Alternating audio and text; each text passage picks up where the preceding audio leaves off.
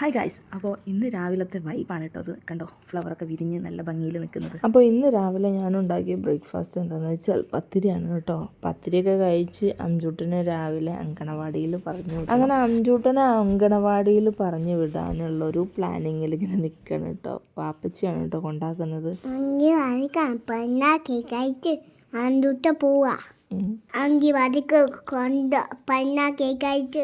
അങ്കിവാദിക്ക് കൊണ്ടുപോവാ. ആരാ പറഞ്ഞ കേൾക്കാത്ത? അഞ്ചുട്ടൻ പറഞ്ഞേ കഴിഞ്ഞിട്ടാണോ? ഉമ്മച്ചി പറയണത് കേൾക്കാഞ്ഞാൽ അങ്കണവാടി കൊണ്ടാക്കും അഞ്ചൂട്ടനെ എന്ന് പറഞ്ഞു കൊടുക്കാറുണ്ട് കേട്ടോ. അതുകൊണ്ടാണ് അഞ്ചൂട്ടൻ പറഞ്ഞാൽ കേൾക്കാത്തതുകൊണ്ടാണ് അഞ്ചൂട്ടൻ അങ്കണവാടി കൊണ്ടാക്കുന്നത് എന്ന് വിചാരിച്ചുകൊണ്ട് കുത്തി. പോകാൻ നല്ല മടിയാണ് കേട്ടോ. രാവിലെ പോവുക എന്നൊക്കെ പറയുമ്പോൾ നല്ലൊരു മടിയുണ്ട്. പിന്നെ എന്തോ അവിടെ കുട്ടികളൊക്കെ ഉണ്ടാവും കളിക്കാനും ഇതാക്കാനും എന്നൊക്കെ പറഞ്ഞ് സോപ്പിട്ട് കൊണ്ടുപോകണം കേട്ടോ. അങ്ങനെ എനിക്ക് ടാറ്റയൊക്കെ തന്ന് അഞ്ചൂട്ടനെ കാറ് കയറ്റി കൊണ്ടുപോയി കേട്ടോ. പിന്നെ അങ്കണവാടിയിൽ നിന്ന് വന്നപ്പോഴത്തേനും ഓന് നല്ല പനി ഉണ്ടായിരുന്നു കേട്ടോ. അപ്പോൾ ഫുഡൊന്നും കഴിക്കുന്നുണ്ടായിരുന്നില്ല.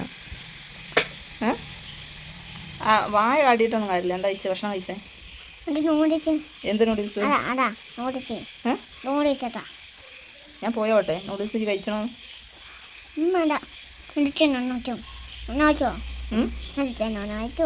എന്തിന്?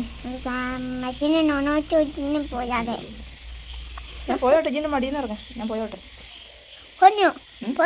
നൂഡിൽസ് എന്ന് പറയണത് ഇടിയപ്പത്തിനാട്ടോ.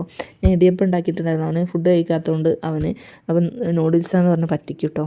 എന്നിട്ട് അത് അവന് കഴിച്ചോളാം എന്ന് പറഞ്ഞപ്പോൾ ഞാനിവിടെ വന്ന് സിറ്റ് ഔട്ടിൽ വന്നിരുന്നതേ.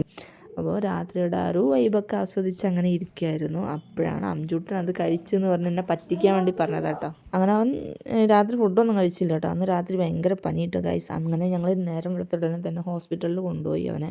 അംജൂട്ടനെ ഹോസ്പിറ്റലിൽ കൊണ്ടുപോയപ്പോൾ ഭയങ്കര മഴ. അംജൂട്ടൻ ഛർദ്ദിച്ച് ക്ഷീണിച്ച് കൊങ്ങി ഇല്ലേ, എന്തൊക്കെയായി. അങ്ങനെ നല്ല മഴ കേട്ടോ ഗൈസ്. നോക്ക്. അങ്ങനെ ഞങ്ങൾ അവിടെ നിന്ന് ഇറങ്ങി നേരെ ചപ്പാത്തി മേക്കർ മേടിക്കാമെന്ന് പറഞ്ഞിട്ട് ഷോപ്പ് മൊത്തം ഞങ്ങൾ ചുറ്റിക്കറങ്ങിയിട്ടോ. അവിടെ നിന്ന് അവൻ ഛർദ്ദിയിട്ടാ.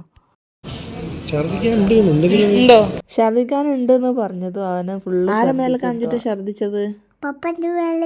ഷോപ്പിൽ നിന്ന് ഛർദ്ദിച്ചത് കൊണ്ട് തന്നെ വേറെ ഡ്രസ്സൊന്നും ഉണ്ടായിരുന്നില്ല കേട്ടോ. അങ്ങനെ ഡ്രസ്സ് മാറി എൻ്റെ പഴയൊരു ഷോൾ ഉണ്ടായിരുന്നു, അത് കൊടുത്ത് വേറൊരു ഷോപ്പിൽ പോയി വേറൊരു മുണ്ടും ഷർട്ടും എടുത്തു കേട്ടോ. അങ്ങനെ ഞങ്ങൾ വെറുതെ ചുറ്റിക്കറങ്ങിയെന്നല്ലാതെ ഞങ്ങൾക്ക് ഒരു ചപ്പാത്തി മേക്കറോ ഏത് ഷോപ്പൊന്നും കിട്ടിയില്ല കേട്ടോ. കോഴിക്കോട് ടൗണിൽ മൊത്തം ഞങ്ങൾ കറങ്ങി, എന്നിട്ടും കിട്ടിയില്ല കേട്ടോ. ഇത് ഞങ്ങൾ ഓൺലൈനായിട്ട് മേടിച്ച ചപ്പാത്തി മേക്കറാണ് കേട്ടോ. അങ്ങനെ ഞാൻ ചപ്പാത്തി ചുട്ട് രസിക്കാണ് ഗൈസ്. എങ്ങനെയുണ്ട് എൻ്റെ ചപ്പാത്തി? ഇങ്ങനെയുണ്ട് കമൻറ്റ് ചെയ്യൂ കേട്ടോ. നല്ല ഉപകാരമുള്ളൊരു സംഭവം അല്ലേ ചപ്പാത്തി മേക്കർ. നല്ല രസമുണ്ട് കേട്ടോ ഇതിൽ ചുട്ടെടുക്കാൻ.